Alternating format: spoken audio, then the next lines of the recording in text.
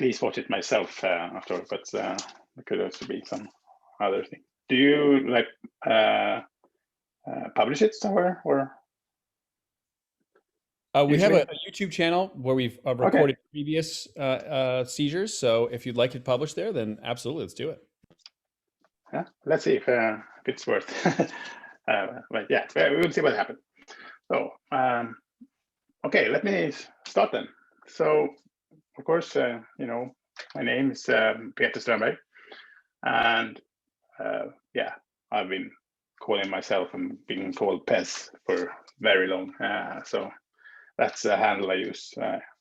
So if you call me Pez, I will know you're talking to me. So I would love connection requests from Clojurians at LinkedIn, of course.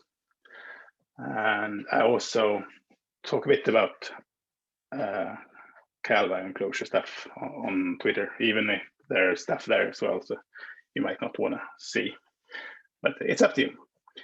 So yeah, I have a family here sleeping, kind of pretty big family for being a Swedish family, very nice with lots of kids. And I also for very long have done coding as the thing I do when I want to enjoy myself.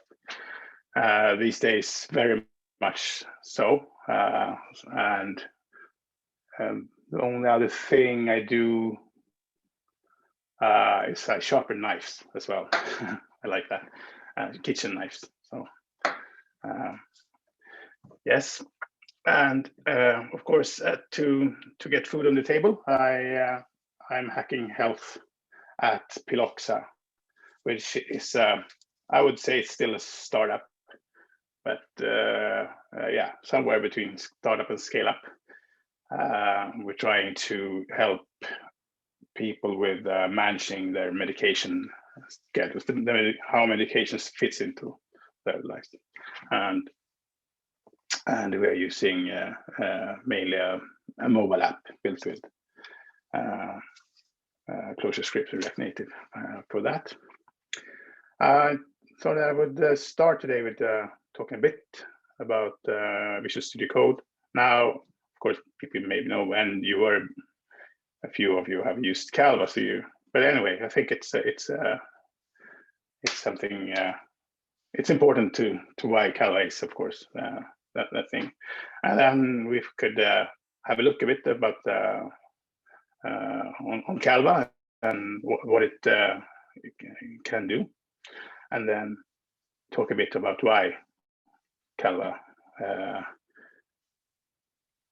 why it is maintained. I would say why it exists. I mean, that's so simple. I needed something better than was on VSCode those days. But I want to talk a bit about why Brand and I are working so much with bringing Calva and improving Calva, and also a bit about how the workflow is for when developing in Calva, and maybe I can intrigue some of you to open up that box and see how easy it is to hack on Calva.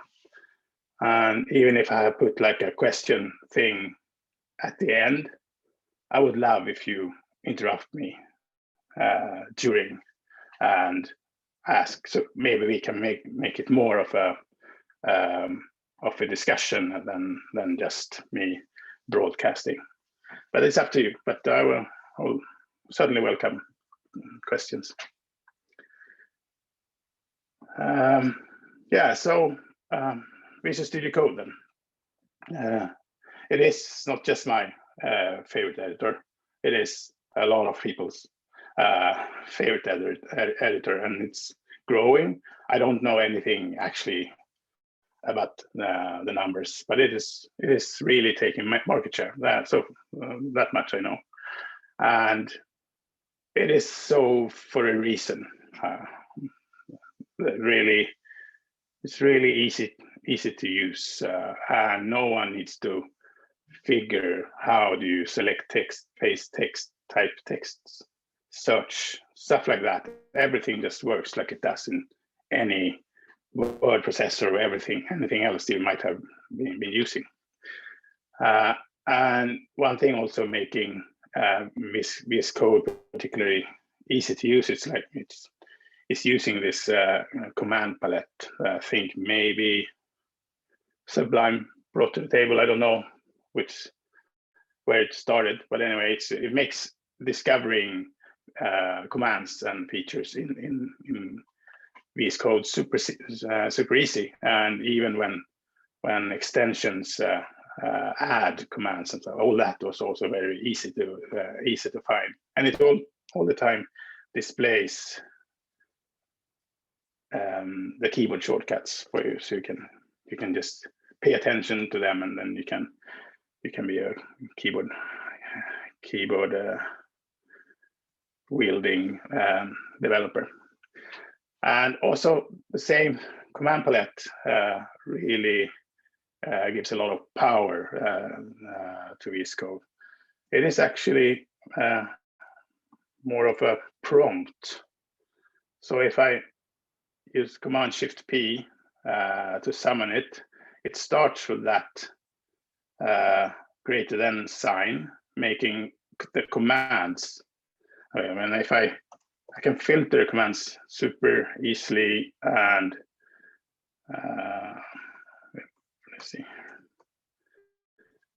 it will match and find whatever I look for.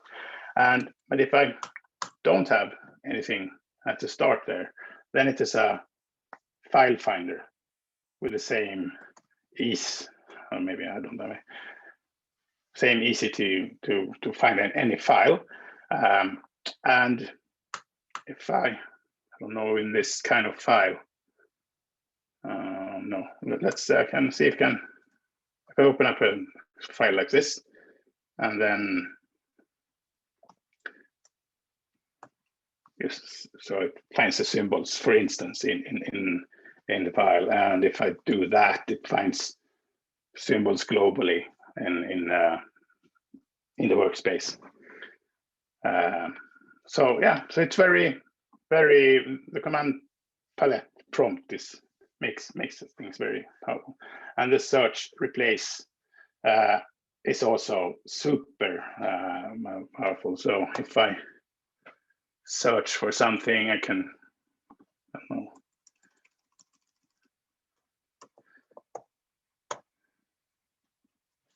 So it displays, I don't know if you see it correctly, but it displays very succinctly here what is I'm searching for, what would happen if I hit the replace button. I can easily remove stuff from the search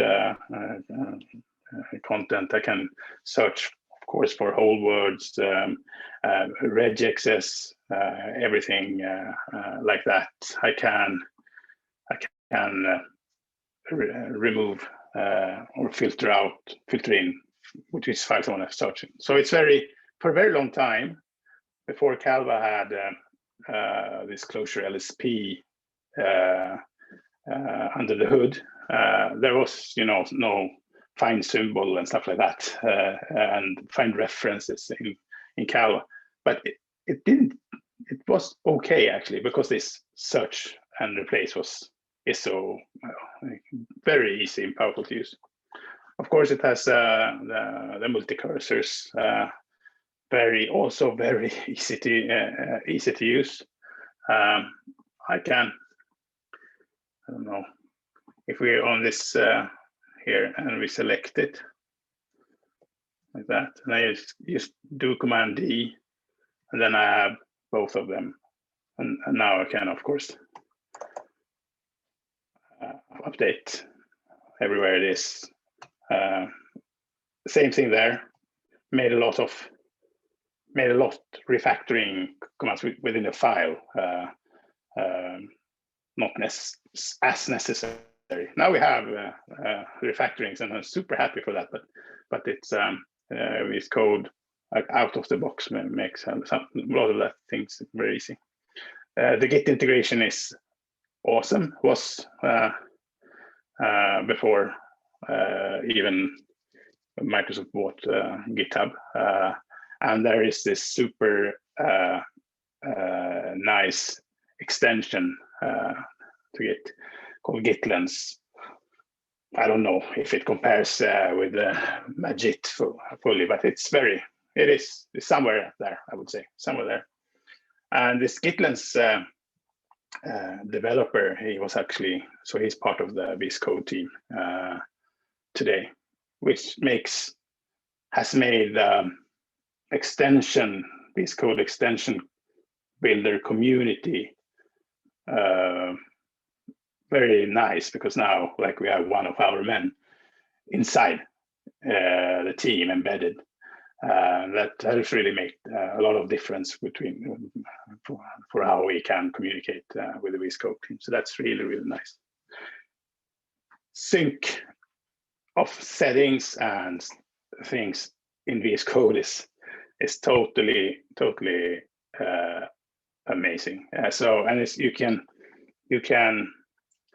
It's very granular in the setting, what you sync, what you don't sync. Whatever. Say I changed the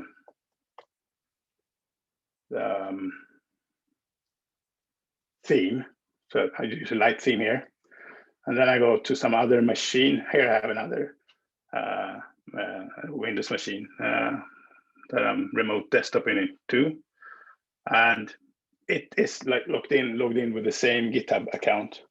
Now it should be picking up this theme change. There it comes. So for me, I have separate computers when I work and when I do the for fun stuff. But a lot of these settings, they are my preferences. So it's super nice to always have the same settings regardless of which computer I pick up. It syncs extensions, settings, of course, and more. Yeah, so it makes for a very unified experience. Live share. I don't know, Dave, you mentioned mob programming, if it was live share they were using. But anyway, I know people are using live share a lot, even also with Calva. I haven't used it very much myself, besides testing it. It's sure some parts of Calva works in live share and something like that, but it's very nice, of course, to be able to work in a Google Docs way. That sounds right. I'm not exactly sure. Kailash, you were there, in March. I don't recall it. Yeah, I'm not sure. I'm not sure, Peter. Sorry. Yeah, but we have a friend of Calva who is heavily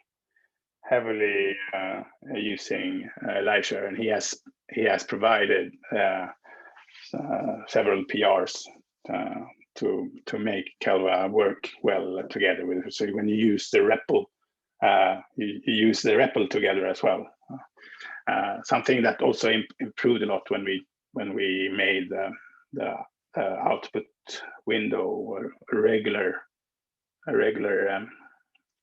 VSCode editor view, and then it got live share automatically. Also, VSCode is amazing how it restores state. So if I just kill VSCode, it will remember everything. So unsaved files they are safe. Even the selections I have are safe. So it's I start VSCode again, you can just continue working where you were. It's a pretty amazing, and also together with, maybe I use it more than many because I have often used code when I work with Clojure. I often use the extension host. I'm using development version in development of Calva, and then maybe I change something, and then I just need to restart everything. And so maybe I restart it more often than many, but it's super nice. Also very easy to build extensions for it. It has a beautiful API, very well designed API, I would say. So it's like it has these obvious extension points. So it's easy to get started with extending VSCode, and then super easy to continue doing it. And also there's a very nice community there. We can get help from each other.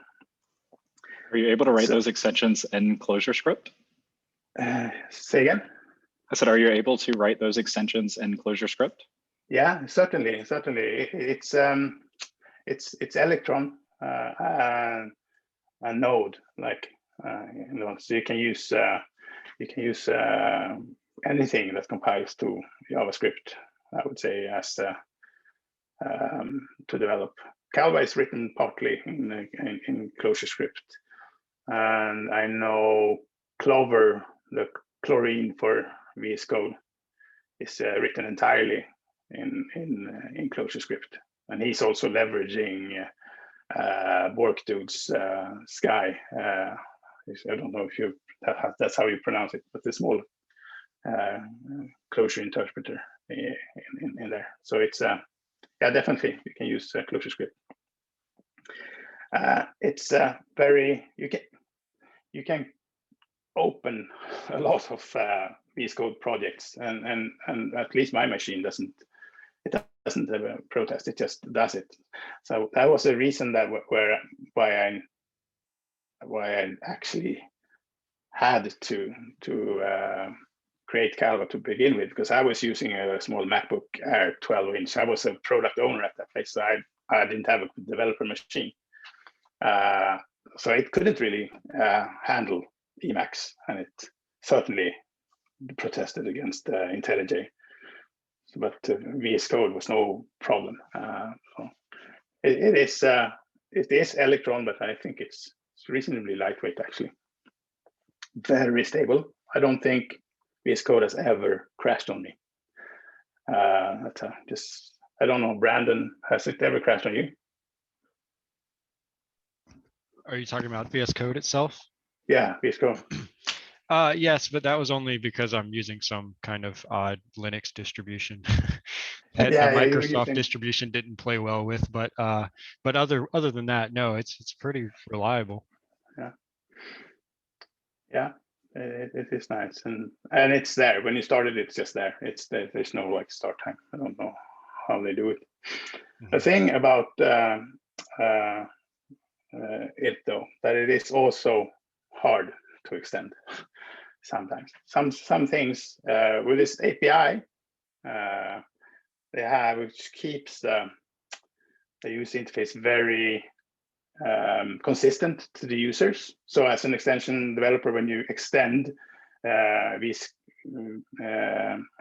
Code, like if you do an extension for a language like we are doing with Calva, then lots of things are like common, like how it should be handled in any language, and VSCode makes it very easy to do that. In some other extension environments, you need to like mimic some kind of, but you don't need to do that in VSCode. But it also limits what you can do, and of course, even if the VSCode team is very responsive, listen to requests, they only have so many people, so much time. They have their backlog.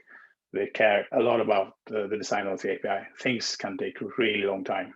I have a feature I saw this talk. I don't remember his name, but the guy who made ProtoRepl for Atom, Jason something is his name. But he showed ProtoRepl and how it can show like structured data inline when you get results back. And I have wanted to do that for VSCode ever since. There is a ticket for it, accumulating so many likes and comments and stuff like that, but it still hasn't happened.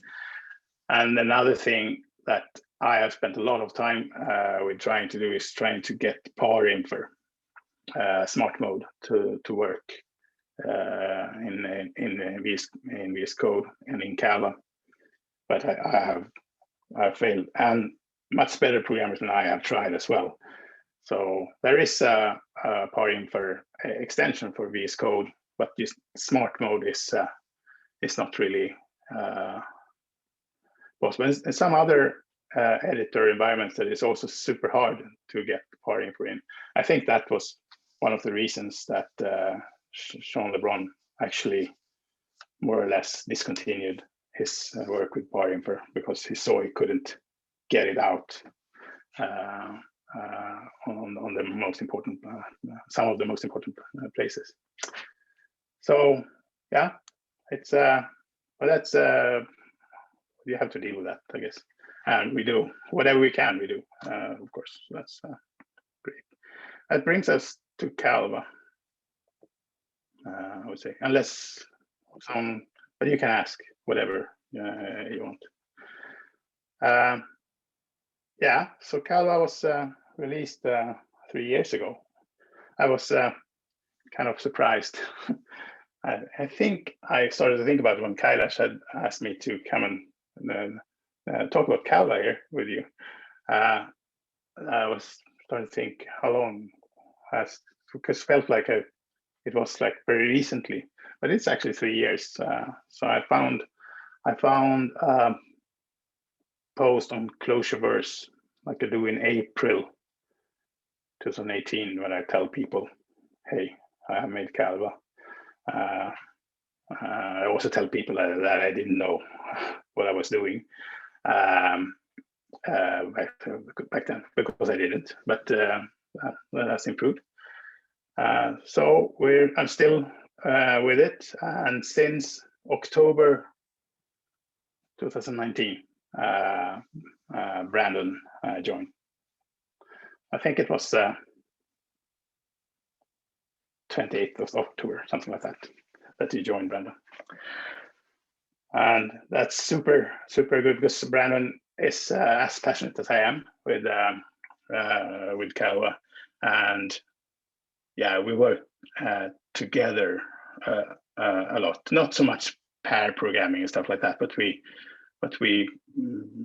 plan, I should say, and discuss and triage things together. And yeah, we are like, we see things both the same way, like how we think about users and their feedback and stuff like that. So it's very comfortable for me to know that Brandon is like at the help desk, because I know he's doing it very much the same way I would do it myself. So that's super nice. But otherwise we see things very differently, so we can challenge each other a lot for the benefit of Calva and the users, I think. So that's super nice. The team has had more people that have like been part of the team. Kevin Albrecht, he has at least not said that, I'm totally even. He has other things going on, so he's not very active right now. But there have been more people involved, and of course, Calva was actually another VSCode extension that I started with. It was abandoned, so as far as I could tell, it was abandoned, even if the last thing the maintainer said was it's not abandoned. But it was. I took that one, because that was the only one that worked with Clojure script and supported enough of the workload for me. I took that one and added the few PRs that hadn't been pulled on Visual Clojure and packaged that, and that was what started Calva. So very little left of the code from that extension still in Calva. But if you look in the contributions part of the repository, you will still see Stian's name there. But I never spoken to this guy, never had a conversation with him. I think he must have quit Clojure long ago. But anyway, there it is.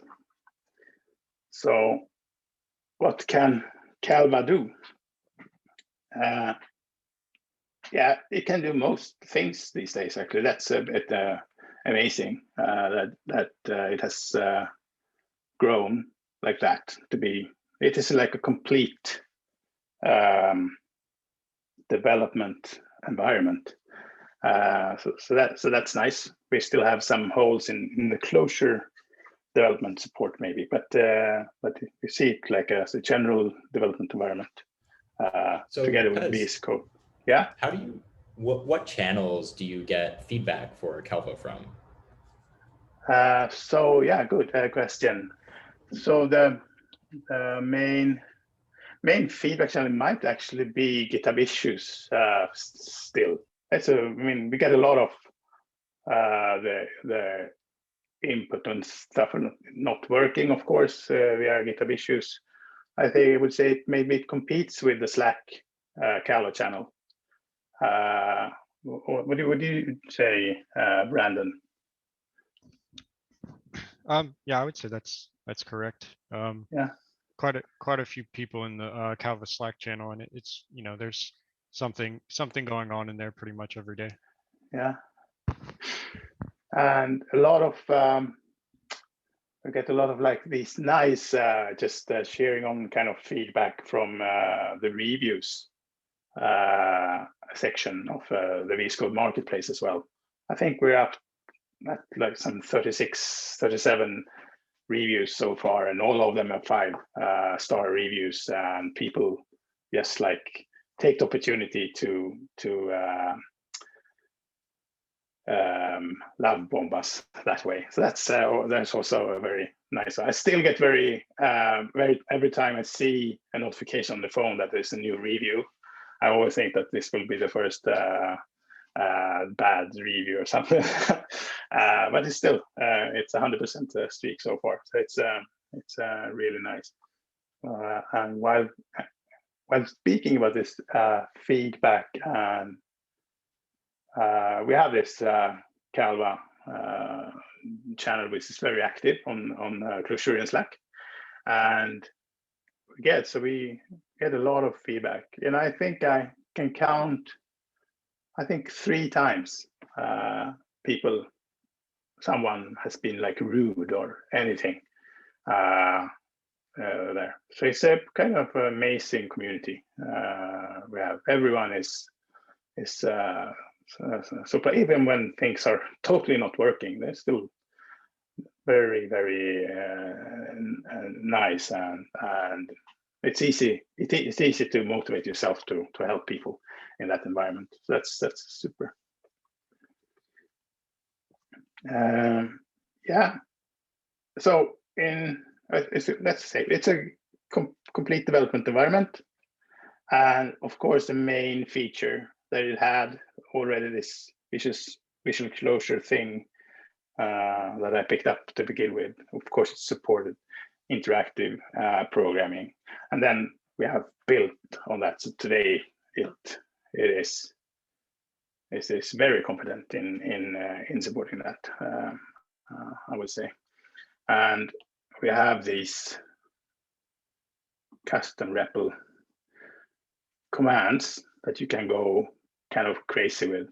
These will send and evaluate snippets of code to your to the REPL, and you have a very simple way to pick things from the file and include that in your expression. So that's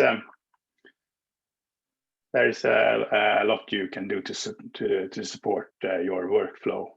And you can select, if you have like a full stack project, if you have both a Clojure REPL and a Clojure script REPL, say, you can target the commands to to a particular REPL, a particular namespace, and you can you can support about a lot of your workflow that way. And if you wanna say you're in a def and function definition, and you want like the function name and use that, maybe you want to call it. I mean, that's at least for me, kind of when I'm in this function, I want to call this function. Then you can use this variable inside your custom command snippet. You can bind keyboard shortcuts to these commands. So it's pretty nice actually. Of course, I don't know, but it has structural editing support in the form of par edit mostly. There is like some kind of flavor of par edit. Par infer there, but mostly par edit, and it might be one of the most complete par edit implementations out there. So it has everything. You can raise expressions, you can drag expressions, extend selection. Maybe one thing that's also worth mentioning is like you have a lot of selection commands. So every navigation, par navigation moment command has like the corresponding selection command. If you hold shift at the same time, you will select, but that will also add to the selection stack. So you will grow your selection, and then you can shrink back your selection, whichever of these selection commands you use. I don't know what's the case with other par editing implementation if they do that, but at least Calva does that. So it's I use it a lot. And also when you drag, so this is bound to option up and down arrow, the dragging. And if you do it in let boxes or in maps or anything, it will drag the pairs. So you can just reorder stuff very easily. There, I still have on my to-do to make it work in Cond and Asus and some other places as well. So it's like kind of since I added it, I was surprised how much I use it actually. Just this dragging. But anyway, it's a very complete and par edit. And this page I know people use actually to tell people what par edit is, because it's visual and easy to follow.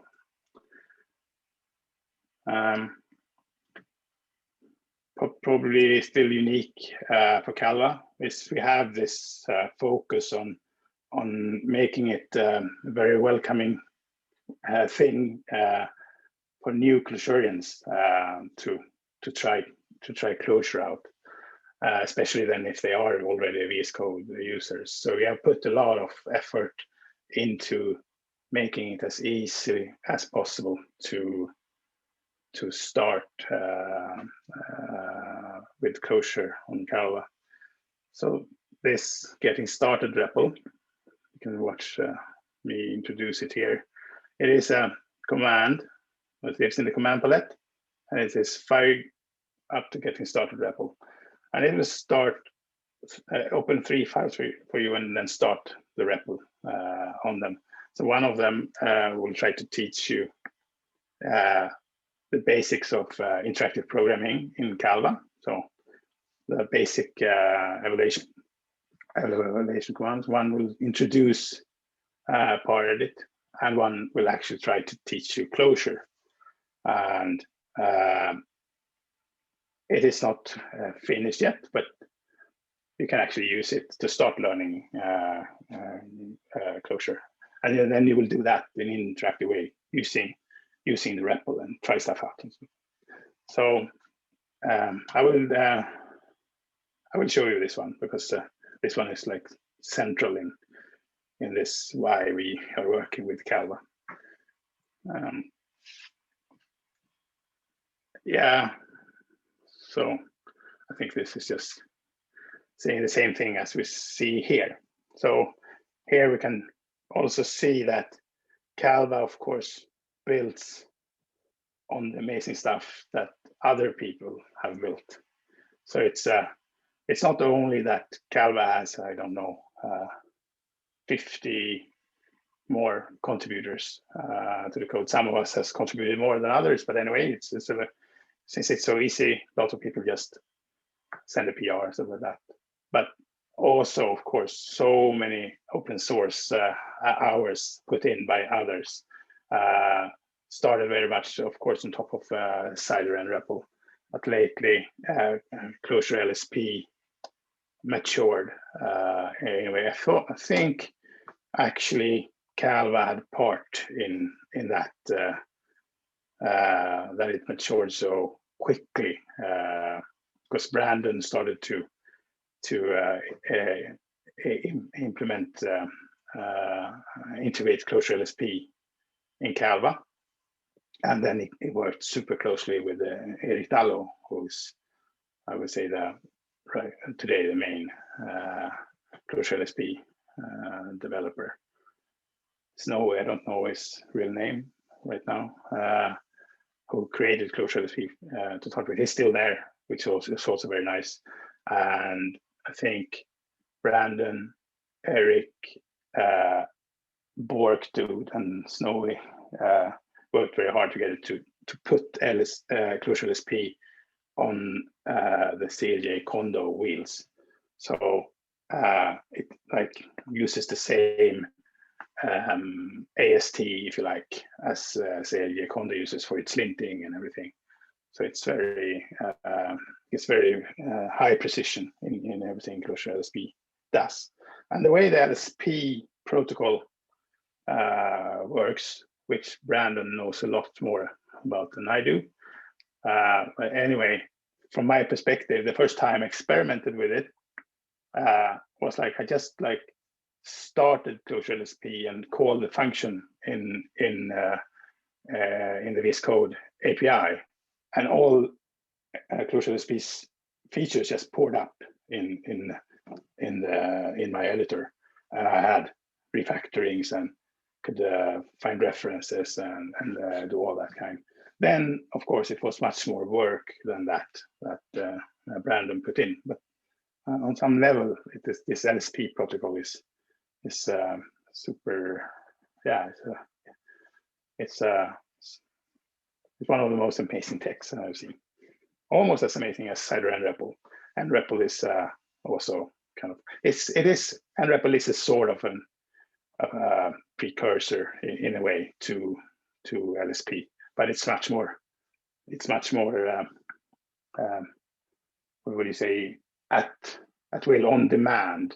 I wanna perform this operation, then I send it to nREPL, and it will perform that operation in the REPL for me, and then it will send me back the results, and I will take care of the result and do something with it. The LSP is much more automatic. Like you implement the LSP API, and then any LSP enable editor will just start behave and get those features. I don't know, Brandon, if you could tell us a bit about the LSP. I mean, I think you said a pretty good summary of it. Yeah, I mean, yeah, a lot of features came out of the box, but some things required some work, like you said. Certain things didn't play nice with other parts of Calva, and so in some places we kind of pick and choose what we delegate to a REPL connection, if there is one, and what we delegate to Clojure LSP. But yeah, that's the gist of it. Yeah. Yeah. So also, yeah, if we just plugged in the LSP, then we would have like double reports on stuff. So both our nREPL code and the LSP would like report on the same symbols and stuff like that. So that got a bit crazy. You couldn't have it like that. So that's part of why we had to like disable some of the nREPL stuff. But it's also like a superset. Some things the static analysis can't do for you, but you can with the dynamic analysis that nREPL has. So then we can, when we get the answers from both of them, we can pick. Okay, so we now in this case we use the nREPL answer instead of the LSP. There's a very nice middleware architecture there that you can do this kind of stuff. There's some part of it where we need to actually do double work because we haven't figured out how to stop that, but it's nothing that the user notices. It's just the Brandon and me that knows that the kittens are dying. But you can see here that we have like static code information coming from Clojure LSP, and that we have dynamic code information coming from there. The debugger is using, I don't think it's using Clojure LSP as such. It's using Seajure May for some of its the analysis it needs, but it is actually the Cider debugger that Brandon did that work with implementing the debugger in Calva. And of course, the linting comes from Seajure May as well. So, and so VSCode comes always like, it has like built-in extensions for most languages, including Clojure. So if you don't install any Clojure extension, you will still have syntax highlighting for Clojure, and to some extent, not much of it, but a bit of the indenting is there. And it knows how to select Clojure symbols when you double click, and a bit of those things are there already built in. But with Calva, we are replacing that. So we have like a copy of that TM language grammar in Calva, and then we have improved on it and adapted it a lot. So that's the reason we need to have it in Calva. But otherwise, then of course Calva adds the rest of it of its own. And the formatter in Calva is still only supporting I don't know how you pronounce that, CLJFMT Clojure format. Let's call it Clojure format. So it's still using supporting only Clojure format. There's no reason actually we couldn't also support other formatters, but it's an amount of work that needs to be done to do that. Also, the Clojure format we're using is kind of an old fork of Clojure format that I forked 2 years ago or maybe more. So it's I'm starting trying to rebase on the new stuff, but that is also work going on. This part edit I mentioned, we have rainbow brackets and stuff like that, and indenting, and all that is supported by what, I don't know, I call it like a Clojure document or cursor document in the code. And these documents we say like a string. Say it's a string, and that string has it's object oriented, so it has some methods on it, so it like implements a full document model. So you can change the text in this string. You can insert text. You can find text in it. You can delete text and stuff like that on this document model. And it is also a two-way mirror, this document. So it's every change you do to a VSCode document, Clojure document, is mirrored down in one of these Clojure documents, and all changes you do to the Clojure documents are mirrored up to the VSCode editor. So that is how Paredit works. Paredit actually works on this string, this that representation, and then happens in the editor. So we have had this Paredit hooked on a completely other web-based editor as well, because it's agnostic to what kind of editor it is living in. You need to just hook the editor up on this mirror. And yeah, so I want to show you a bit more about this cursor and Clojure document later, because I find that part of developing Calva extra fun. So any question? Yeah, actually we haven't. I was on my way from here. We haven't looked at this getting started REPL yet. So as we said, it is in the command palette here. So if I tell it fire up the getting started REPL, in my case it will ask me if I want to keep. I will create new files this time. So it promised us to open up these 3 files for us and start the REPL, and there it is. And this doesn't you don't need to install Clojure or Lineagen on your computer to have this happening. Java is everything, is all that is needed. So it takes a bit longer than it does for me if you're just like installing Calva into VSCode and then start this command, because it will take it a while to bring down stuff from Maven. But otherwise, this is actually what you do. So that's our steps to get the Clojure REPL in VS Code for a new user. Fire up this command and this happens. And then, did you follow that?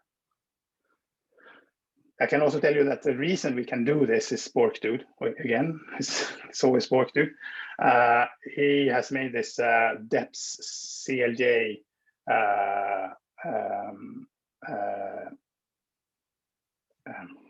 Java program. He has written it in Clojure, of course. But anyway, that one totally implements all of the tools depths Clojure command line interface. So you can send this step CLJ command exactly the same arguments as you send to the Clojure command line interface. So you can use that instead of and that's what we do. So we bundle this as a jar with Calva, and then we fire it up. So that's how it happened. But anyway, this one tries to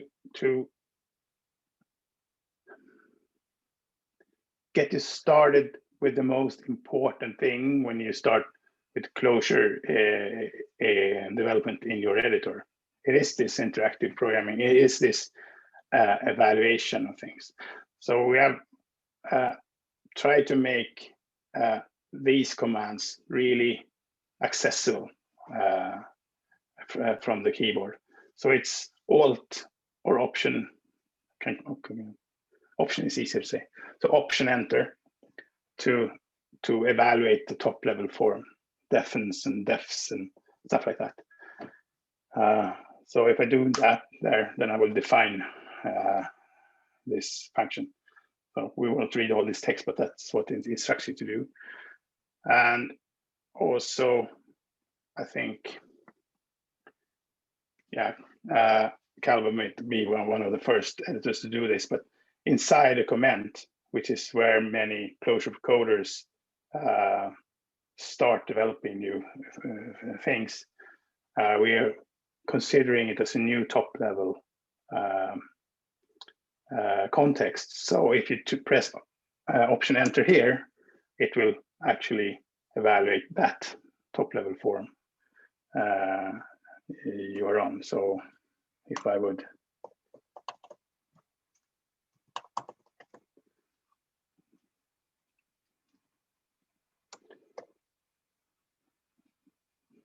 if I do that, and then I do that, so it's very easy to work inside your rich comment forms. And to evaluate just one form, you have the cursor somewhere beside this form. So Calva has a notion of something it calls the current form, and it has some heuristics to figure out which is the current form.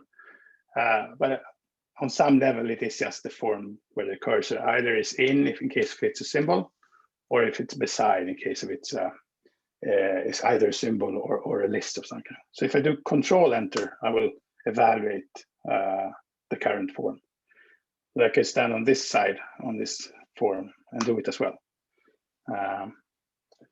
And yeah, something like that. And if I do Alt Enter to define that one, of course, I can stand in the middle of foo here and do it as well. And then one thing that I found in Cider was that it can evaluate in the currently enclosing form up to the cursor. So say I have this structure here and this function define. And then I have this thread last thing here. And I can, of course, in this case, I can do Control Enter to evaluate the current form, but I can't do that here, right? But then I can do Control Option Enter to evaluate up to the cursor. So then I can see what's happening in my thread very easily. So yeah, and you also reach into Java. I don't think, actually it should work navigating there. I saw the other day that I couldn't. I don't know. I might have experimented a bit too much with the Java installation on my machine, but that should actually also work. So you can navigate and look into the Java code or source code. There is also Debugger. Maybe this example is a bit too simple to burn to the debugger, but here we try to teach people that the debugger is there at least. So if there is a Control-I think it is, then I will tell me which one it is.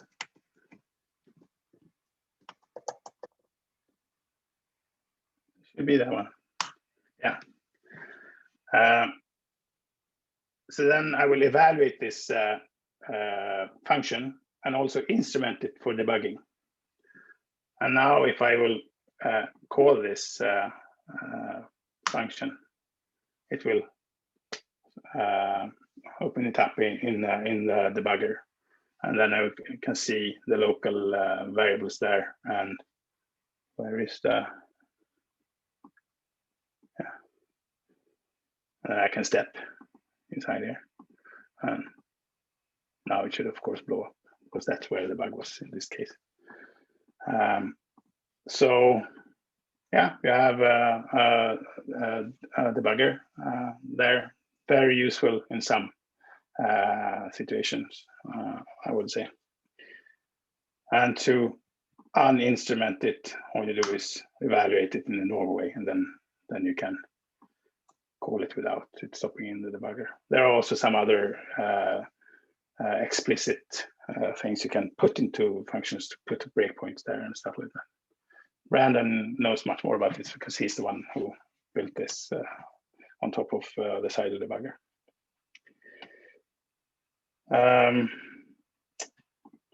Here, if I evaluate this, now everything will stop working because now the REPL is busy trying to realize that sequence. Then you can interrupt it.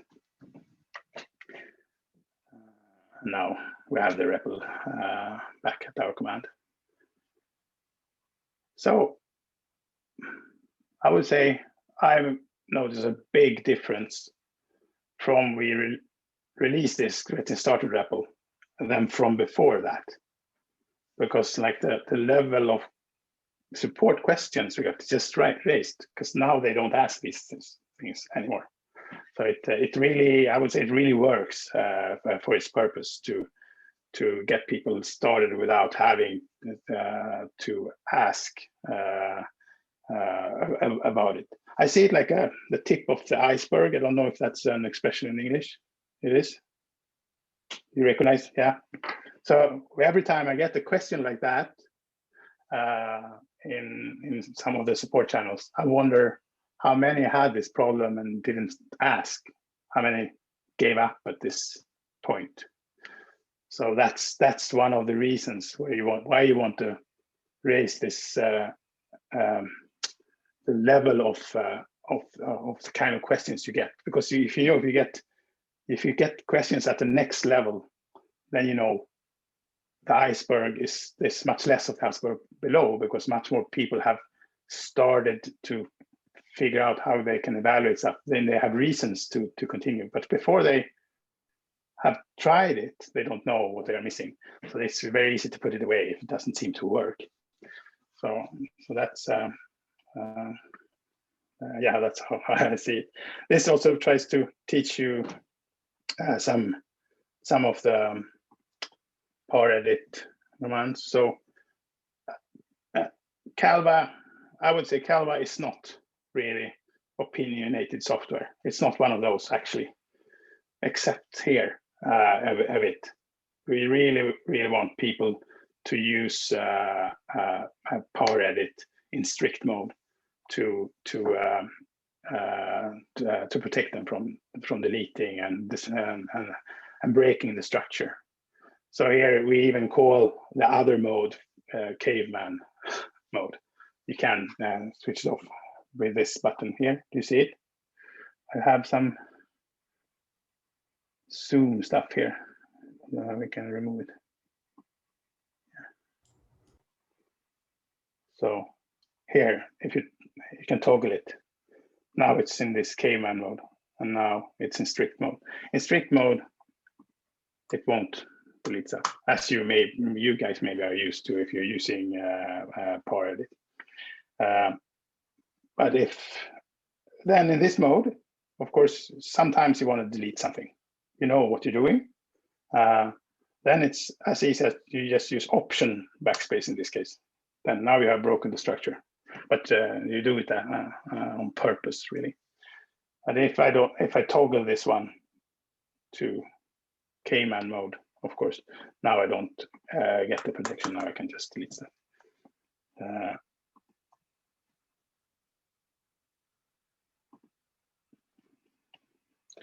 Yeah, but as I showed you before, it has lots of these. I can raise. I can drag.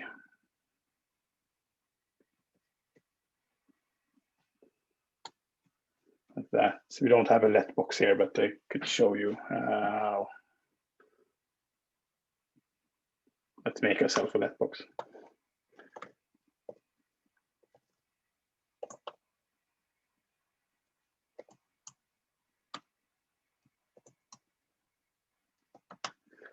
So now if I drag from here, I can move it to there.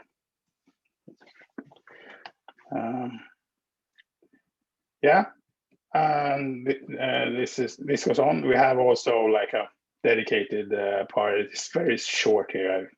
We could probably build a bit on that, but I'm leaning towards that it should be kept a bit short. We have this guide online where they can. But if anyone wants to contribute more to this part guide, it's as easy as going to this repository and file a PR, because this is where the files are pulled from when you use this command. So it's that's how it works. And here we have the Clojure guide. Then let me validate that file.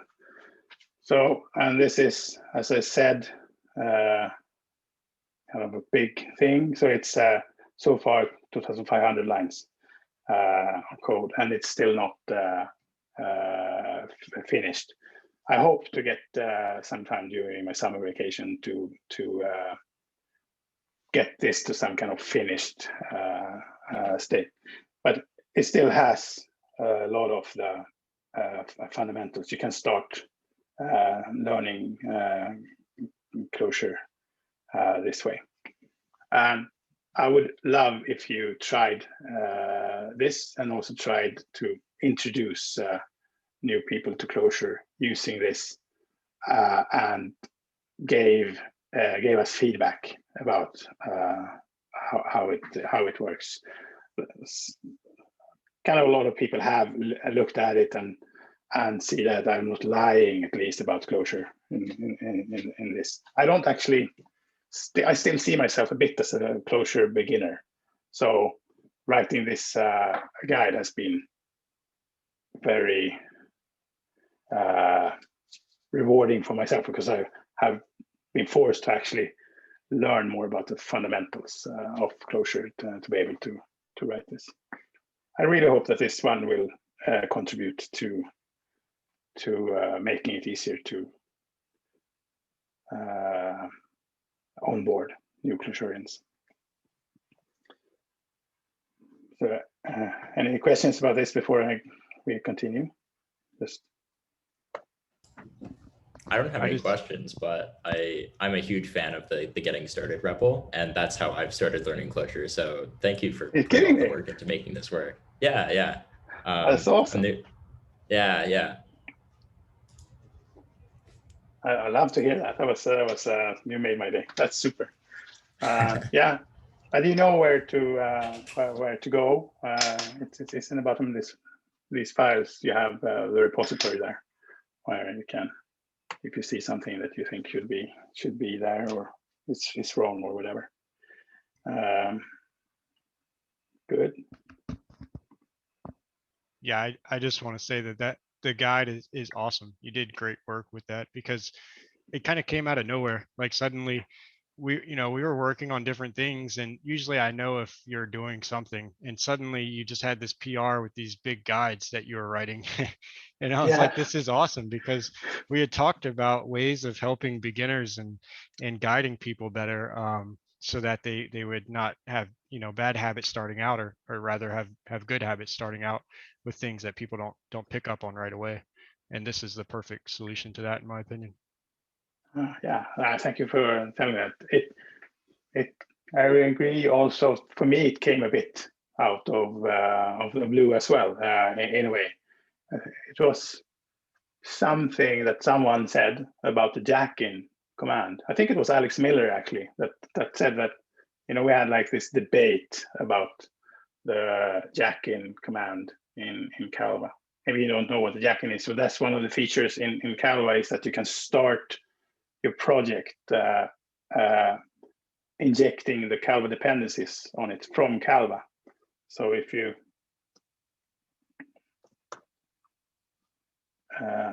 can start the project REPL and connect it with this. So that will actually construct a command line for you, and then jack-in. And then it is more than just a command line. You can you can make custom launchers and everything with it.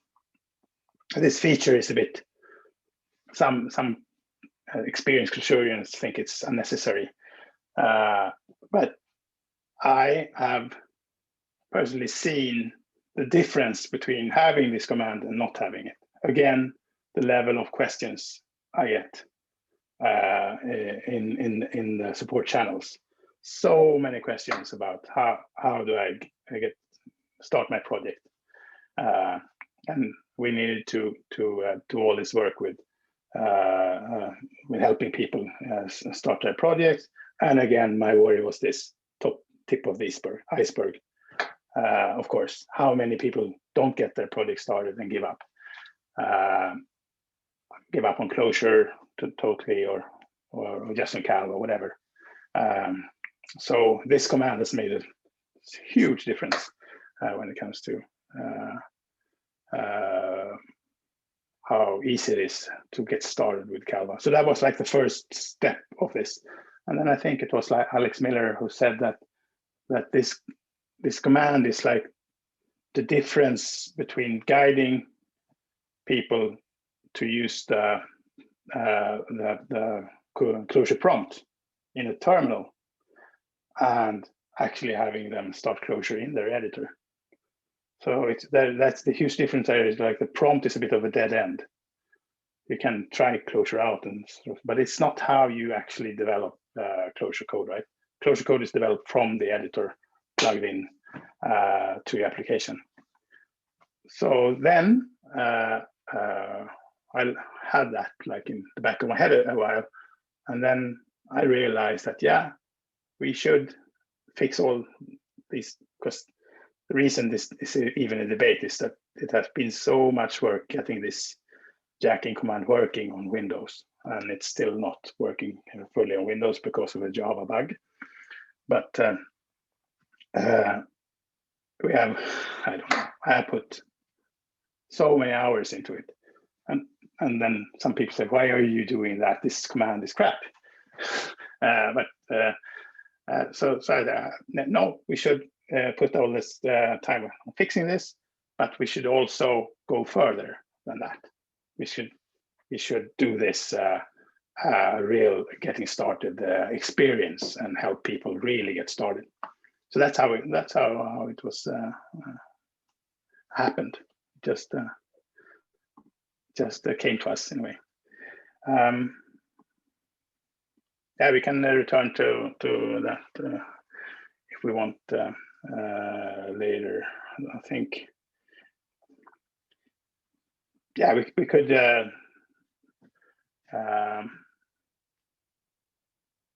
demo more, but we can also continue speaking about this, where Calva is getting the attention from us. So we have, how much time do we have? Yeah, let's do that. And if we have time, we can return to Calva features if we want. So I want to talk a bit about why Calva exists. I call it the Tao of Calva, because I'm a bit fascinated by some concept of this Tao. So it is very much the reason we are providing Calva is because if you're using VSCode and are curious about Clojure, then you should be able to stay with VSCode to do that. You shouldn't be directed to Emacs or somewhere else to investigate it. And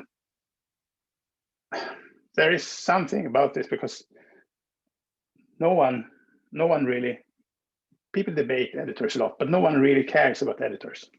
They only care about their editor. I just looked a bit on Clojure and Slack on the different channels, and the Emacs channel has the most members. Cursive channel have a lot of members. Then VSCode, actually, of which Calva is the biggest contributor. space max. I don't know if we put that in the Emacs bin or the Win bin.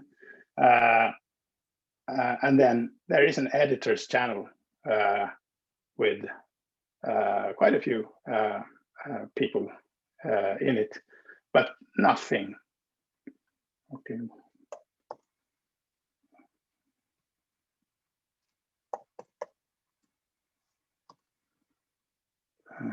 Let's see.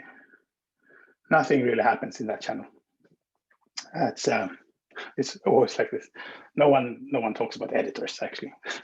They might on occasion just find a way, but it's so. This is when you care about your editor VSCode. That's why Calva. So that's a simple answer there. And then of course is that it is many newcomers to Clojure that come this way, so we want to ease that up. And then this is what guides me, and I think Brandon as well, to a large extent, when it comes to Calva, what we want it to be, and to some extent what it already is. Then, so it should be really easy to start. VSCode is easy, so Calva should be easy to start, and it should be this big Clojure hug.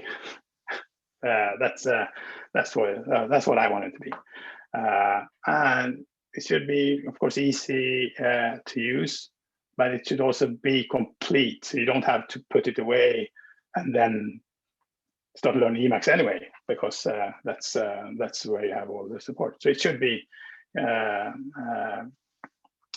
productive to stay with, and yeah, I would say this. I don't really miss so much. There are a few things that I would like to add to it, but it still should be complete.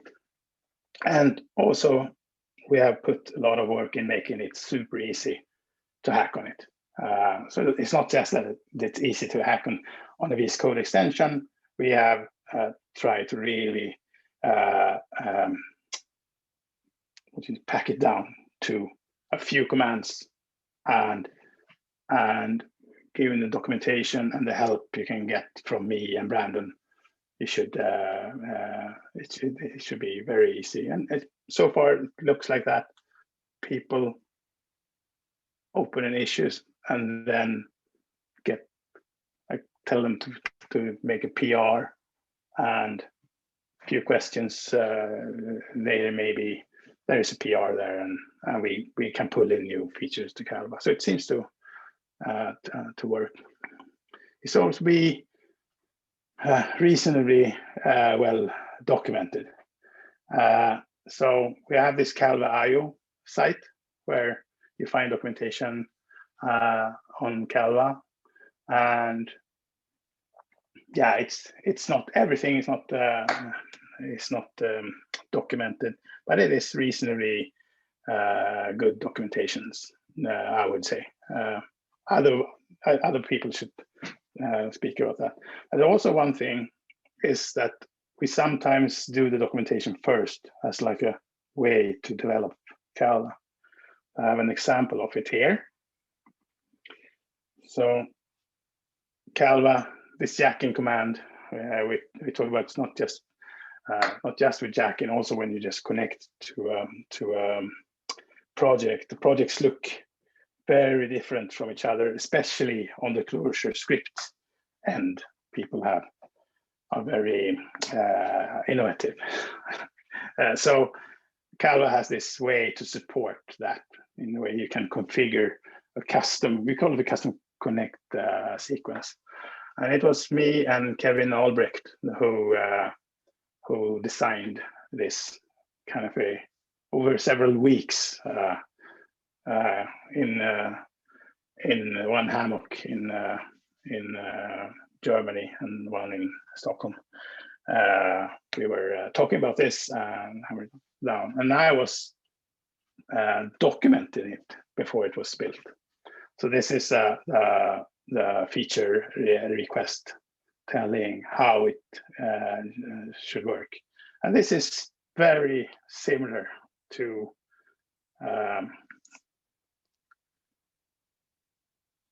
the documentation page we have for it today. So it was like built that way. Sometimes that works super well because it's so easy to start hacking on it and creating something that doesn't really make sense. So looking at it first, that it makes sense from a documentation point of view, then implementing. It's actually pretty straightforward then to make the first version of this. Of course, then after that, it's been a lot of more work on it, but the first version was pretty. Also, Kevin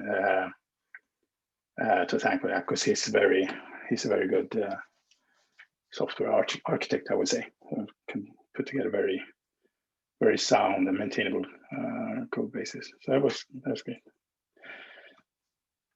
Another thing about Calva is that it should be supported. You shouldn't be a Calva user and be on your own. So it's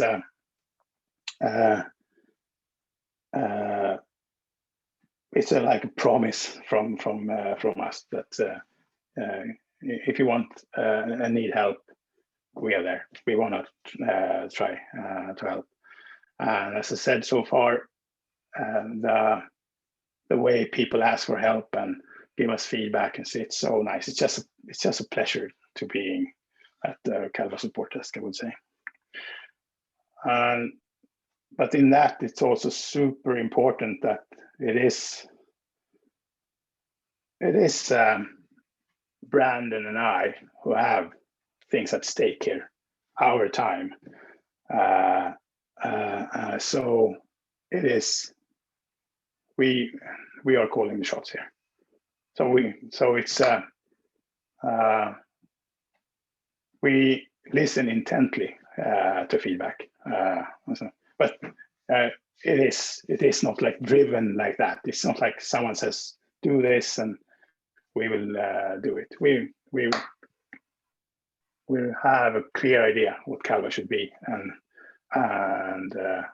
let the feedback guide us to build what the users need. But yeah, I don't know how I could elaborate it, but it is very easy that you try to make something that pleases everyone, and you end up pleasing no one. So that sounds like a cliche, but it's super true. Not so with Calva, I really hope. Another thing about Calva is that it is complete.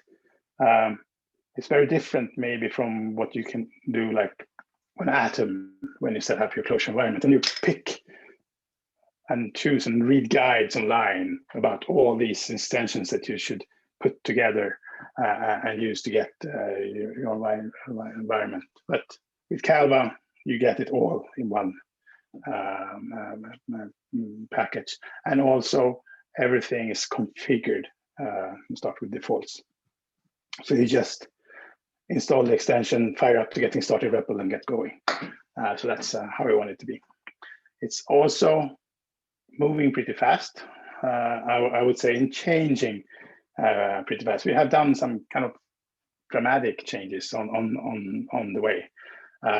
And sometimes we break things that we don't have this move fast, break things model at all. We don't want to break things, but we want to move fast. Sometimes that actually happens. And both me and Brandon are pretty trigger happy, I would say. Would you agree, Brandon? So yeah, so it happens. But so if you look at the change log, you will see a lot of the items there are fixes, because we also fix things fast if we happen to break them.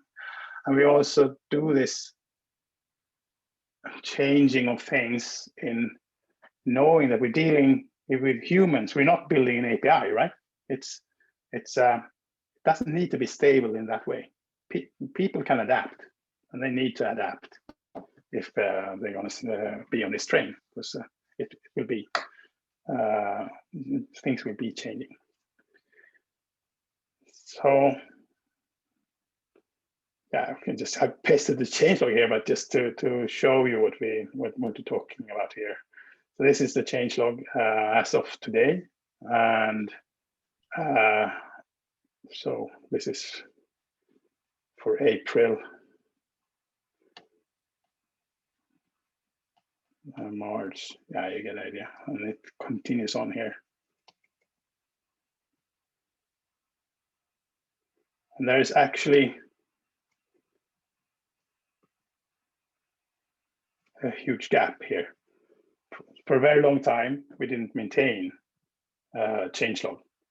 And then when Kevin Albrecht again joined, he insisted we must have a changelog. So then we started again maintaining the changelog.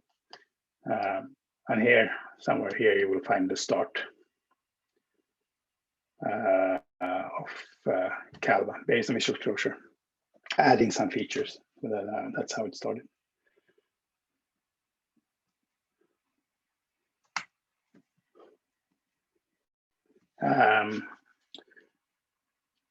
Yeah. So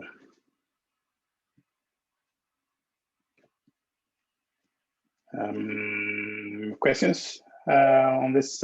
This is a bit about the stewardship of Calva, of course. Do you wonder anything about how we do it?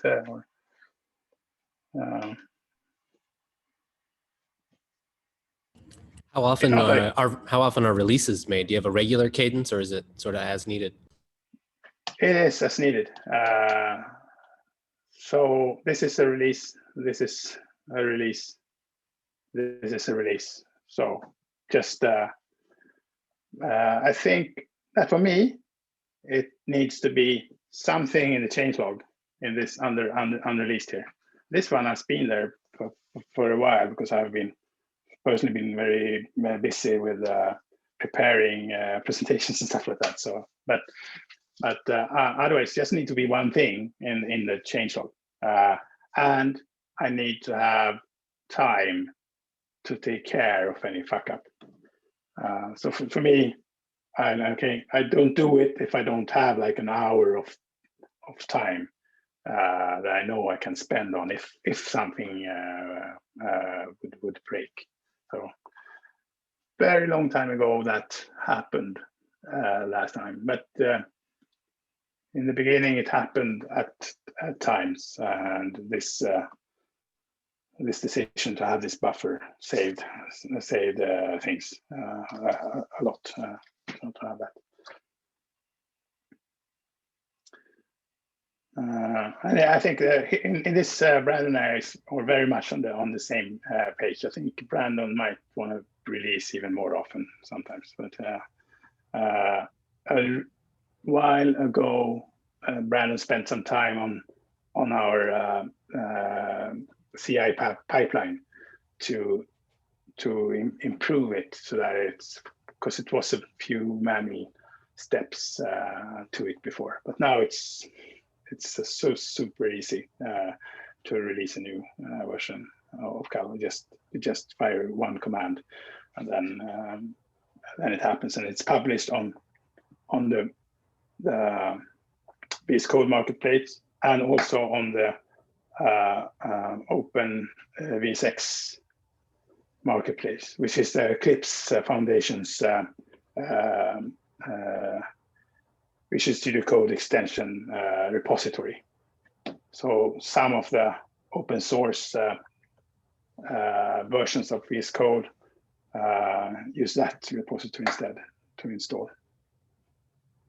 And also the changelog is updated and pasted in GitHub, so everything is very smooth when it comes to this. So it's easy to be a maintainer as well in that respect of Calva.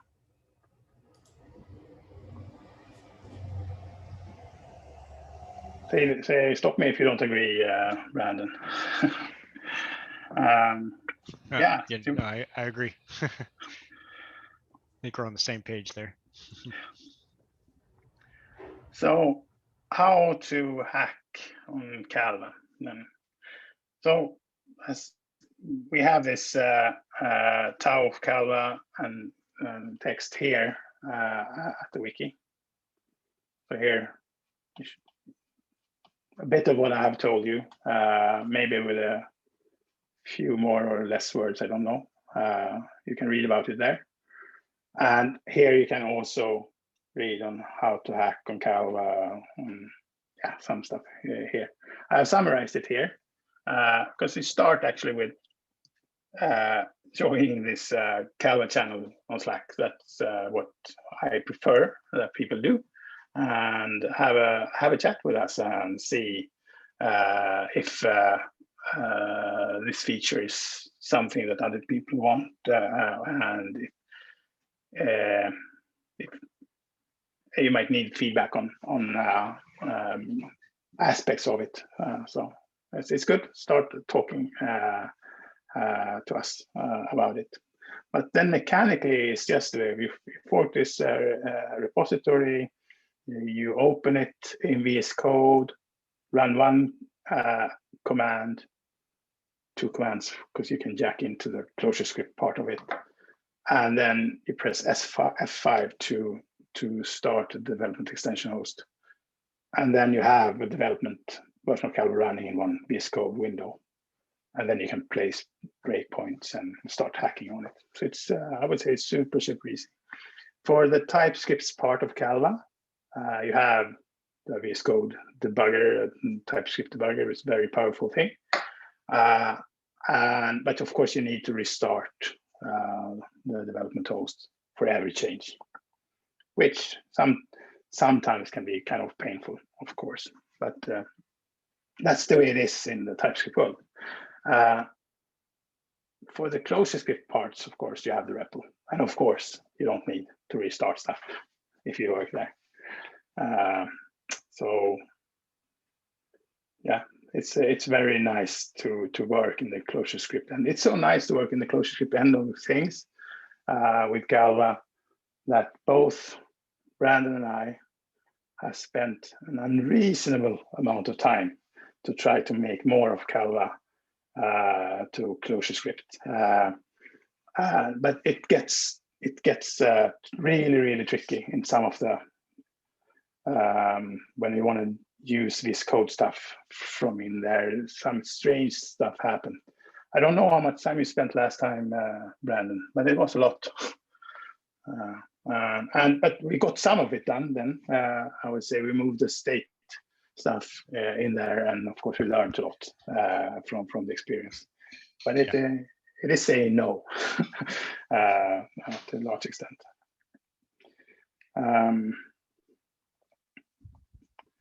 Yeah. Can I show you? Oh yeah. When you're working on Calva, how much do updates to VSCode or like tools in VSCode influence anything that you're working on in Calva? Like, are there any changes or updates to VSCode that happen that impact how Calva should be used, or how you think about Calva interacting with VSCode? Yeah, that happens now and then. VSCode is developed very intensely. So it's, I mean, I don't know how they do it. It's a lot of it is open source work as well. So it now and then, very seldom things break, at least.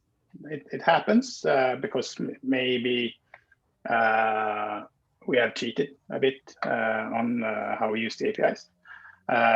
And also sometimes they actually break the APIs. So that also happens, but it's very rare. But what you're asking here is more about if VSCode adds a feature or changes a feature, how does that impact? Sometimes we just get the change for free, and even the feature for free, very much because of Clojure LSP as well, which like taps into VSCode feature more directly than Calva does, I would say. Sometimes a small example is that, you know, this grow selection command that we have in par edit, like structurally grows your, the collection. I could maybe show it here. So if we are here and I type Control W, it will select the current form, and then it will select more of this, and then it will select and then next, like that. And then you can shrink back to here. And also, as I told you before, the other selection commands in Power Edit also grow and add to this selection stack. This particular feature of growing the selection was actually added to VSCode a while ago, maybe a year ago, less than a year ago. And then, of course, then some, especially Windows users, they had two commands for doing this, and it looks like they do the same thing. Calvas is, of course, much more structural than the built-in in VSCode is, but still. So then we changed, after much consideration, we changed the keyboard shortcut for Calvas expand selection command on Windows. We changed it to be the same as the built-in one. So we, in essence, replaced the built-in one as long as you use the default key binding. So that's one example. Maybe there are more, but it certainly happens now and then that we need to navigate and in that space. I always read the release notes, excellent release notes that the Calva team, that the VSCode team produces for each release very carefully to see what has been changed, and they always tell you also what's in the pipeline, what's coming, so we can prepare. There is one change coming soon. That is, it is a bit like the cookie banners you get on the web. So VSCode will start asking you if you trust the workspace you are working with, because this workspace could be from anywhere, and it could end up evaluating arbitrary code for you, running arbitrary code on your computer. So then they have made this implementation where the user will have to answer this question: do I trust it? Do I don't trust it? And if it's not trusted, then the extensions can have either that part of the extension get disabled, all of the extension still works, all of the extension is disabled. And if you don't do anything as an extension developer, it will be disabled in untrusted workspaces.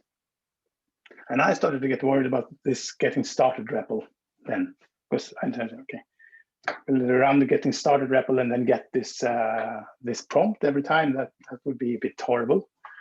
So I could download the next version of VSCode and enable this feature and try it out. Turns out that we probably don't need to do anything. We will explicitly make Calva like an untrusted extension, so it will be disabled in untrusted workspaces, so that the users can see that we have done that on purpose. That's how it should work. But otherwise, we don't need to do anything there. But then, so in that case, not much we needed to do, but some amount of work and time spent on figuring out if something needs to be done. So that's, we also have that, of course. Was that an answer to your question? Yeah, definitely. Oh, great. More questions? I can show you. Yeah. Yeah, I mean, I have more questions. I don't know if we want to wait until the end for other questions, or if you want to just take some now. Yeah, I'd rather have them now. Just okay. fire. Yeah. I guess, yeah, another thing that I've been thinking about during this, since I'm a new Clojure developer, I don't know too much about the whole Clojure ecosystem and what tools more proficient developers use. So I'm a little curious how Calva has been influenced by other development tools that people use, and like, do the key bindings that Calva uses, did you take those from other Clojure development tools, or how has Calva been influenced by the rest of the Clojure ecosystem? Wow, that's a very, very good question.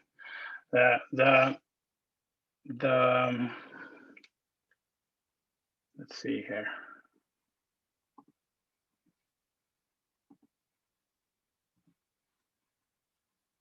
Don't know if we can.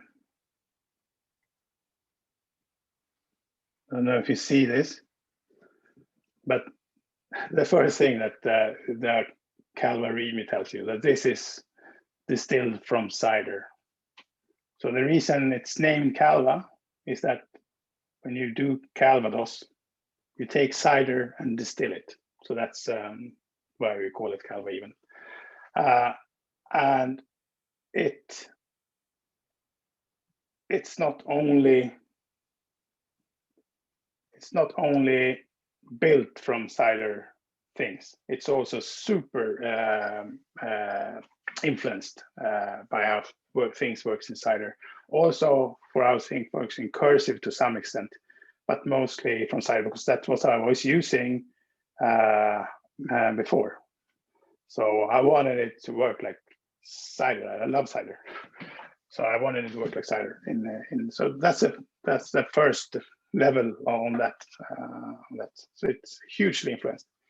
And when it comes to the keyboard shortcuts, I took the keyboard shortcuts from the Emacs configuration that I was working with, and thinking that that was like default common cider shortcuts. It turned out actually that was the developers at that place that had made their configuration. But this was an attempt to bring the cider shortcuts to Calva, even if it failed. And we have had so many discussions and suggestions and around keyboard shortcuts. Because if you look at it from just your perspective, like, so on my computer, I would want that shortcut, and that shortcut doesn't work for me. It looks so simple. How can you choose these crazy shortcuts? But then, if you look at it from like all these perspectives, all kind of operating systems, all kind of stuff going on your computer, so everything. It's just so complicated. You have different nationality keyboards, so it's impossible. That's super impossible. If you talk about pleasing everyone, that it's not possible. Not if you want to have default shortcuts. And as you saw, we want it to be turnkey, so we won't have default configuration for most things. And that has gotten us into trouble because we have made wrong decisions. It's not just that it's hard to please everyone. You can also make wrong decisions, and then it is a bit painful. We talked also about this, that people can adapt, but adapting when it comes to keyboard shortcuts is a bit hard. So when we do that, you cause a stir. So we don't do changes willy-nilly. We really consider them, but sometimes we need to do them and fix. So we did a slight adaptation recently, and then at that time also I took the opportunity to make these evaluation commands as easy as you saw. They weren't as easy before actually. So Alt Enter, Control Enter, Control Alt Enter. That's how you evaluate things. And I'm very happy that I made that change, and that was also received very well. So not much friction there, but some of the other changes, lots of friction. And then when it comes to features, it is a very good question because of just this thing you need to consider, because I was new to Clojure when I started this. I told you that I didn't know what I was doing when I released the first version of Calva. That's true. I didn't know. And then I got these expectations from very different kinds of users. Some new users like I am, they had expectations from how VSCode worked or something like that and stuff like that. But also expectations from experienced Clojure users that knew how it should work. Like, this is how Clojure IDE should work, Peter.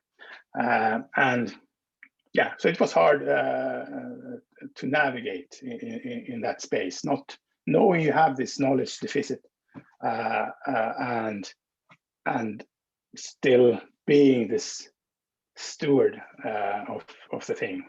So it's very easy there that you get into other people's driving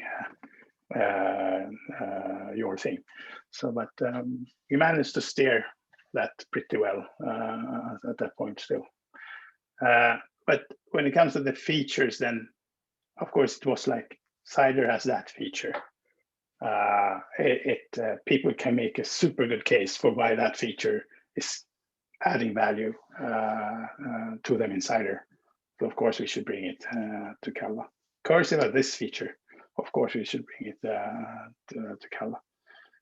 ProtoREPL has that feature. Of course that one we couldn't implement, but anyway, so it's 90%, I would say, inspiration from the other environments, and then 10% is our contribution. And we have seen stuff from Calva spread out to both Seajure and I don't know how much to Cursive, but Colin Fleming has straight out asked me if we can use this our the connect sequence thing that I showed you, if we could take inspirations still, if like with permission from Calva there. So yeah, lately I would say we're starting to more cross-pollinate, but the simple answer is that all of it is inspiration from other places. Is that an answer? Really awesome. Yeah, that's really great to know. Yeah, just holler if you have questions. Don't wait to the end. I want to show you this, if we have time. This Clojure document thing.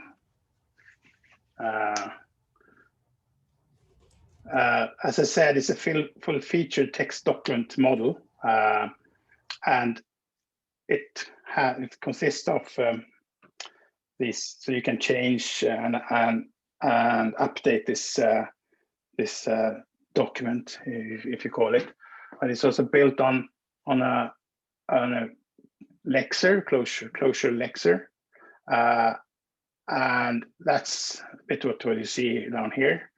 And then it has something called, that we call a token cursor. I don't know what it is called from the beginning, but it's a very old thing from the late 70s, I think. ZMax had it first, I think, maybe on the Lisp symbolic hardware. So it's a thing that you can send around in the structure of your document. It behaves a lot like ParEdit. So ParEdit is built on top of it. And this Clojure document integrates into VSCode as this two-way mirror that I told you about. So you can like change this document, and the VSCode document will update it, and you can do the vice versa. So sometimes you might see that it gets out of sync. So that happens. But since you know this now, that is how it's working, you know also then it's actually just to close close the file and open it again, and it will heal itself. It powers so much of Calva. Very often you need to know what the current form is, and if you want to evaluate code, whatever you want to do, it's an important concept. So this lexer then tokenizes the document when you open it, line by line. And yeah, the regexes look like this. So it's very, I would say, it's snowing outside. It's very loose, I must say. This is not it's not taken from the documentation. This is a symbol actually, this is the symbol. We call it ID. So it takes anything that looks like a symbol is a symbol, but you need to do it with great care, of course. But these regexes, sometimes when there is a problem with them, can take a long time to fix them. As you can see, it's you would want this kind of tool that Regel, I think it is. I don't know if one exists for similar to that for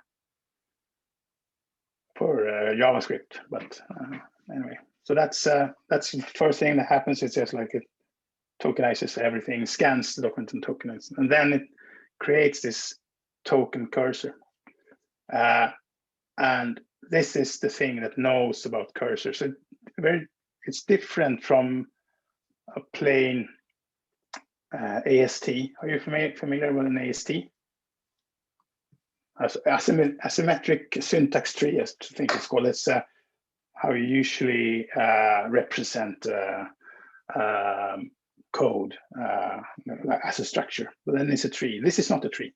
This is an array, and of these tokens. And then we have code that can navigate in this in this array. So this is how we send this cursor forward one form, this expression form. And it takes a bit of configuration, you can call it, if you should keep comments and metadata, stuff like that. And then it does this. So it's a case switch, of course. We won't go into the details, but it's super important that this one works, because nothing in Calva works if this one doesn't work. Like it's like a primitive thing in Calva. And then the tests for forwards expression. So you can look at it from that end.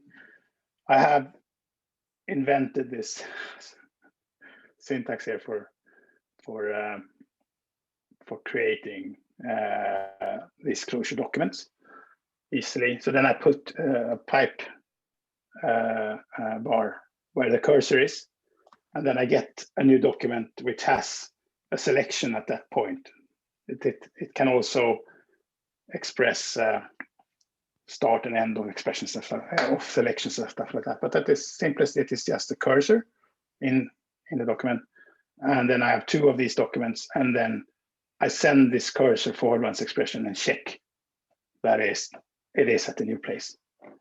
So then I did this pretty recently, actually. The tests for this was horrible before, but this is, to me at least, super easy to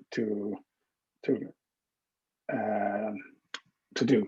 And if we get an issue on something not misbehaving, structural editing or anything like that, in the issue we say, oh, you mean it should work like this, and then we put two things like that, before, after, and then I can just paste them in and make the test and see that it doesn't work, and then fix it.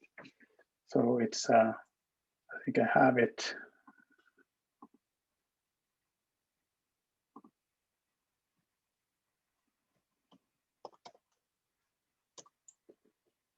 So these are many of these are tests of the token cursor. So if one central one, as we saw, was this forwards expression, of course. Another one is this current form. Where we have. So what is the current form? As I said, it's where the cursor is beside, but it is a bit more than that. So it follows kind of a in priority what it should consider current form. And this code here then tries to ensure that it works like that. So this I'm using Jest. I don't know if you have been writing unit test in JavaScript before. Totally recommend Jest. And I'm also using something else for generative testings. And this generative testing is also mostly on the scanner, the Lexer, and it has cost us a lot of friction in the CI pipeline when it generates something. But it's so valuable because it's found stuff that should work. I'm a big fan of generative testing, but it's like it takes some judgment on when to apply it. When it comes to this Lexer, it's when you should apply it, definitely. This is the raise expression command. So what it should do is, if let's say this is the current form bus here, if I now raise, it should replace the surrounding form with this one. So if I raise, the surrounding form disappears and this replaces it. And if I raise from here, the same thing happens. So then if we look at the implementation for that using the token cursor, I think it sort of illustrates very well how powerful this token cursor is. So we get a raise expression. It takes as an argument this editable document we've been talking about, and where the cursor is in that document. We create a cursor here, and then we call this range for current form, the one that I showed you tests for, right? What is the current form? So then we get this range of the form where I was designing this quote bar symbol. So then form start and form end will be surrounding that, right? And then we send the cursor to the start of this, and then I clone it to get the end cursor, which I then send forward once expression, and then I move both this cursor out of the surrounding form and have the full surrounding form, and then I replace that one with the text of the middle one. And this is what I talk about, this editable model here. I can fire off commands like this on it, so it replaces everything between these cursors with the text that we have picked out here. And then it's important to place the cursor at an unsurprising place after the selection. So lots of tweaking there when it comes to where is the cursor after I've done this, because if it is in the wrong place, the command gets totally confusing. So I just want to show you this, and I actually almost like when it comes to bug reports on this kind of code, because it's so fun actually to work with it. And also, of course, if it comes feature requests on it, I can often rearrange and do that thing instead, because it's much more fun. That's like a privilege of an open source developer, that we can just pick the thing that we think is most fun and work with that one. It's not always true, but very often. This is fun. I totally love working with this cursor. You should work more with it, Brandon. Yeah, that was what I had prepared. Kind of fascinating, some of the specifics about how you're implementing that. Had you worked with editors or IDEs or dev tooling before? Yes and no. So I always tweaked and extended my dev environments, and also if we worked with Python at some place, and I had used Eclipse, and I automated stuff and did I don't know, called plugin in Eclipse, right? That support our workflow and stuff like that. But this particular kind of thing is on the lowest level there. So it's actually not I who has done this to begin with. There was a developer who joined, I think it might have been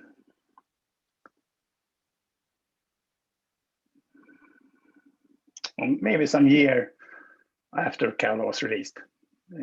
He joined for during a Christmas season, and he wanted to contribute to Calva. We started to talk, and he in the matter of, I think it was 2 months, he added so many things. Are you talking about Christian? I'm talking about Matt Seddon. Oh, Matt Seddon. Yeah, so he created this cursor Clojure document, the lecture, the token cursor. He made the first version of Calva Jack-in. I can go on, actually. So he added a lot of this kind of stuff. But then he left. I couldn't get hold of him. So I had this code base that I didn't understand. It was pretty horrible, actually. But I had, of course, to start understanding it, and yeah, there was a few months there of hard work for me to get up and figure these things out. And today I say that maybe 60% of the code there is mine today. So it's vastly improved from what he left in there. But it is the kind of it's a very good question, because it's the kind of thing that is not obvious that you know how to do, and I certainly wouldn't have known how to do it from scratch myself then. It's fascinating, this token cursor tech, and it's so fun to see, and sometimes you find some old computer manual that talks about this token cursor, and you can dive into the Emacs code and find this token cursor thing inside there. I think it's so super fascinating, and it's when you work with it, you realize how smart it is. It's a simple thing, but it's so smart. And I can, when you let's see here, you see these rainbow parents we have here, right? So if we go into Clojure core here, so this is 8,000 lines of Clojure code. And this token cursor is running through this code, telling me what color each bracket should have, or which level. I figure out the color, but so I can color it up. And as I scroll you can see it, because in the big file you can see that it happens, but the cursor is actually running through the whole thing every time, right? So it's yeah, it's as I say, it's super fascinating tech, actually. I think you can see it sometimes on some lines. You can see how I only actually color the thing that you see. So sometimes you can also notice that if you have several Clojure files open, it can miss in something because of if I would do it on the full file every time, then the actual coloring of things would take. I still need to like go through the whole file, but I'd actually update just the thing that's invisible in the visible pane. So it's super efficient as well. It's amazing. Yeah, we're on overtime and I can stay. It's early morning here because the sun has risen. So you see the lake? Yeah, it's a great view. Yes, we did. Yeah, so it's getting. Yeah, if we would have been like 2 weeks ahead, it would be so beautiful because then all the trees are green and stuff like that as well. So it's but it's very nice. But as I said, I can stay if you have more questions or something more you want me to show or whatever. That's no problem. I have like 1 or 2 more questions. Why did you choose to be working on Calva, and like how did you kind of choose this as your project to be working on outside of work? Yeah, so that is very much you asked two good questions. That's very much due to the Clojure community, I would say. So to begin with, it was that as I said, my computer didn't like Emacs. I liked Emacs, my computer did. And so but I did like VSCode. I found VSCode and really liked that environment and wish I could use it. So I was just making it to give myself better Clojure environment to VSCode. That was the start. But then it was very, very quick. Very soon that the downloads just happened. I think so. Linus Eriksson, the guy who taught me Clojure to begin with, he threw like a party at the office when he saw that it was 1,000 downloads on Calva, and that was very quick. And so then I was a product owner, remember? I was not a coder really. So then that product owner in me woke up, really. Okay, so I have users, super. So then I started to try to treat it as a product.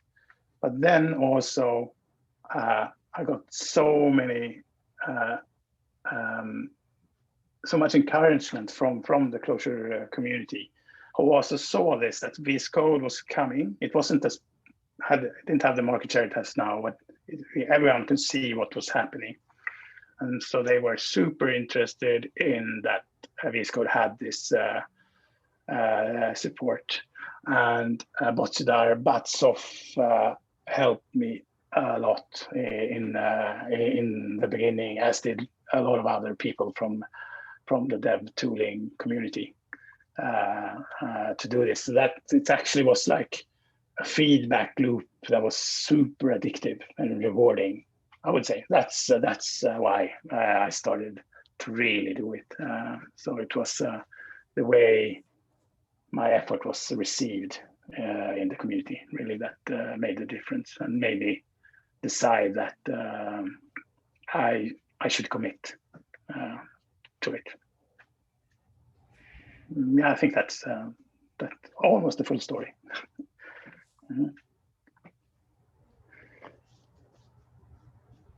More questions?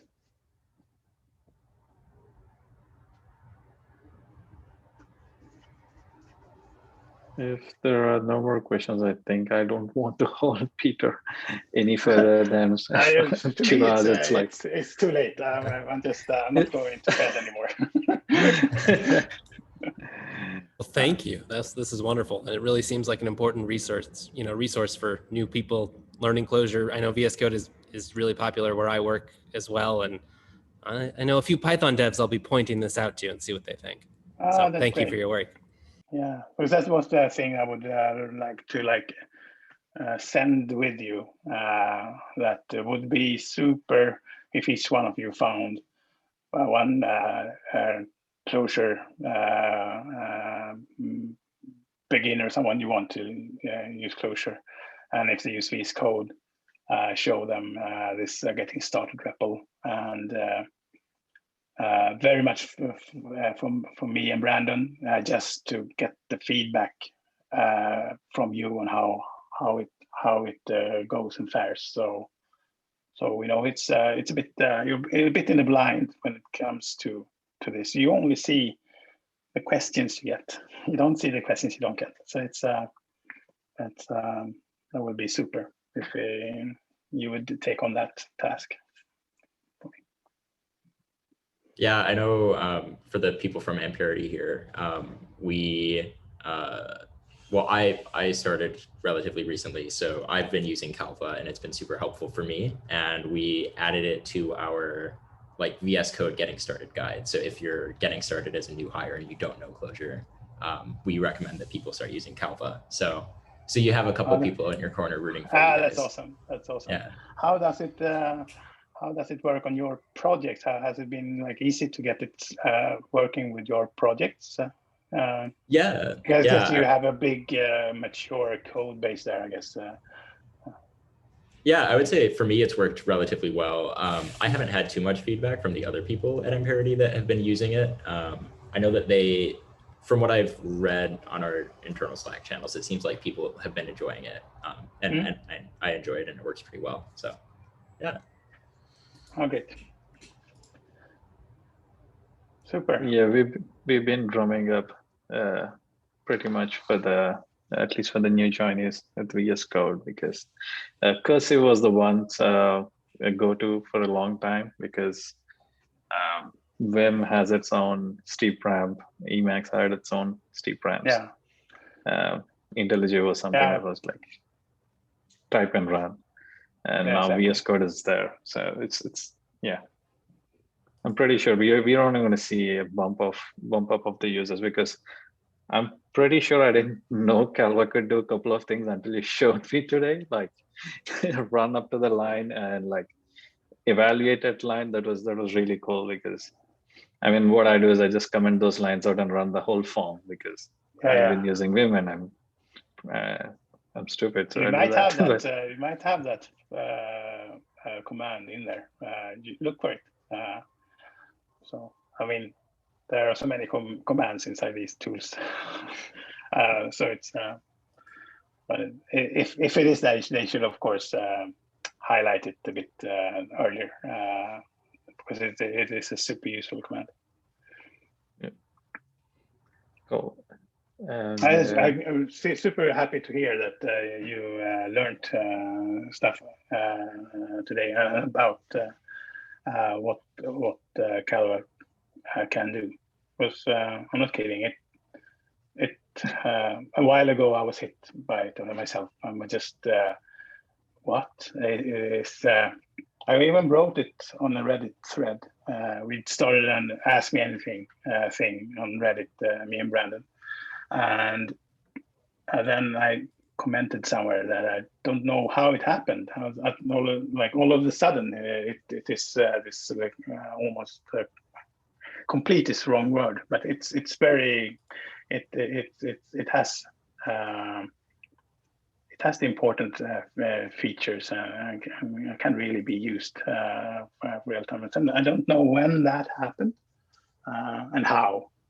And then Colin Fleming, the maker of Cursive, commented on my comment there and answered it. So that was I know how it happened, Peter. So that was really nice. It is a super amazing community. Right. Yeah, I mean, if anyone has anything else to say, or if not, I would love to let Peter go have his dose of caffeine before he gets started for his the real day. Yeah, the work day. Yeah, it was super fun to be here. Thanks a lot, Kailash, for inviting me. It was I really liked it. Thanks, everyone.